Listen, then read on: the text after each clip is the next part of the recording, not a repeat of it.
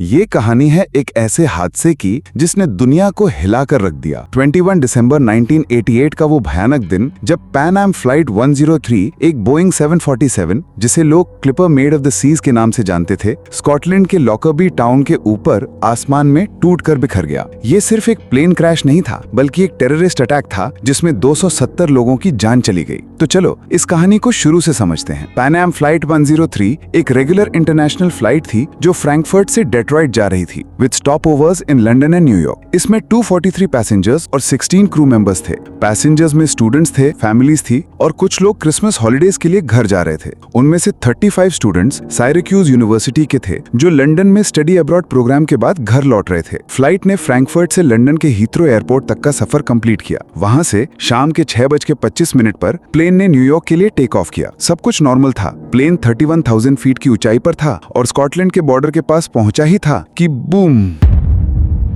एक धमाका हुआ और प्लेन आसमान में ही टूट गया। ये कोई मैकेनिकल फेलियर नहीं था, ना ही वेदर का इशू। ये एक बॉम्ब ब्लास्ट था जो प्लेन के फॉरवर्ड कार्गो होल्ड में रखी गई थी। एक छोटा सा बॉम्ब, सेमटेक्स प्लास्टिक एक्सप्लोजिव, एक तोशिबा रेडियो कैसेट प्लेयर में छुपा हुआ जिसने पूरे प्लेन को तबाह कर दिया। जब बॉम्ब फटा, प्लेन के टुकड़े आसमान से बारिश की तरह गिरने लगे। लॉकरबी के छोटे से टाउन में जहां लोग अपने घर में डिनर कर रहे थे या टीवी देख रहे थे, वहां प्लेन के बड़े बड़े पार्ट्स गिरने शुरू हुए। प्लेन का विंग सेक्शन जिसमें 100 टन जेट फ्यूल था, एक रेजिडेंशियल एरिया में गिरा और वहां एक 150 फीट का क्रेटर बन गया। आग की लपटें हर तरफ फैल गई। 11 लोग जो लॉकरबी के रेजिडेंट्स थे, इस आग और डेब्री में अपनी जान गंवा बैठे। पूरे 845 स्क्वायर माइल्स के एरिया में रैकेज फैल गया। ये इतना बड़ा क्रैश साइट था कि इन्वेस्टिगेटर्स के लिए ये एक मैसिव जिगसॉ पजल बन गया। 4 million pieces of wreckage collect किए गए और हर एक पीस को कंप्यूटर सिस्टम में रजिस्टर किया गया। एक 20 इंच का होल प्लेन के फ्यूजलाज में मिला जो बॉम्ब ब्लास्ट का प्रूफ था। स्कॉटलैंड की डमफ्रीज एंड गैलेवे कंस्टेबलरी और FBI ने मिलकर इस केस की इन्वेस्टिगेशन शुरू की।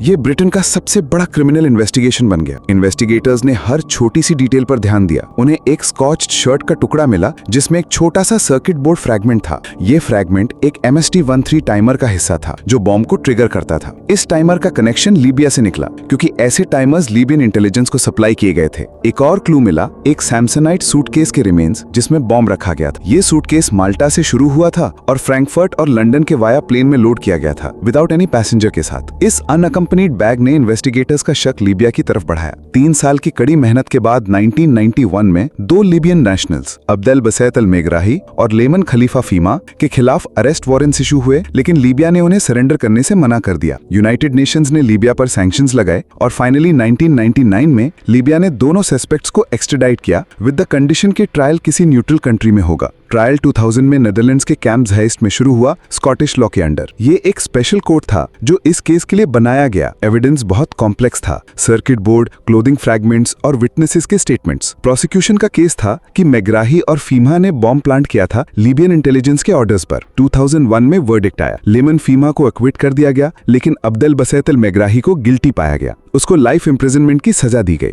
लीबिया ने ऑफिशियली 2003 में बॉम्बिंग की रिस्पॉन्सिबिलिटी एक्सेप्ट की और विक्टिम्स के फैमिलीज को $2.7 बिलियन कॉम्पनसेशन दिया। लेकिन ये कहानी यहाँ खत्म नहीं हुई। 2009 में मेगराही को प्रोस्टेट कैंसर की वजह से कंपैशनेट ग्राउंड्स पर रिलीज कर दिया गया। स्कॉटलैंड के इस फैसले पर बहुत कंट्रोवर्सी हुई, स्पेशली अमेरिका में, क्योंकि 189 विक्टिम्स अमेरिकन थे। मेगराही 2012 तक जिंदा रहा और उसके रिलीज के फैसले ने बहुत डिबेट छेड़ दी। इस केस में बहुत से कंस्पिरेसी थियरीज भी उभरे। कुछ लोग कहते हैं कि लीबिया को स्केपगोट बनाया गया और असली कल्प्रिट्स कोई और थे। एक थियरी ये थी कि ईरान ने ये अटैक करवाया था as revenge for US navy के एक ईरानियन पैसेंजर प्लेन को गलती से शूट डाउन करने के लिए। एक थियरी में साउथ अफ्रीका का नाम आया, लेकिन कोई सॉलिड प्रूफ नहीं मिला। एक रिटायर्ड स्कॉटिश पुलिस ऑफिसर ने क्लेम किया कि CIA ने टाइमर फ्रैगमेंट प्लांट किया था टू फ्रेम लीबिया, लेकिन Scottish criminal cases review commission ने 2007 में मेगराही के केस को दोबारा ओपन किया, लेकिन कोई नई ब्रेक थ्रू नहीं हुई। 2020 में एक और सस्पेक्ट अबू अगीला मसूद, जो लीबियन इंटेलिजेंस का बॉम्ब एक्सपर्ट था, उसको अरेस्ट किया गया। उसका ट्रायल अप्रैल 2026 में शुरू होगा। ये केस अब भी ओपन है और जस्टिस का सफर जारी है। पैन एम फ्लाइट 103 का हादसा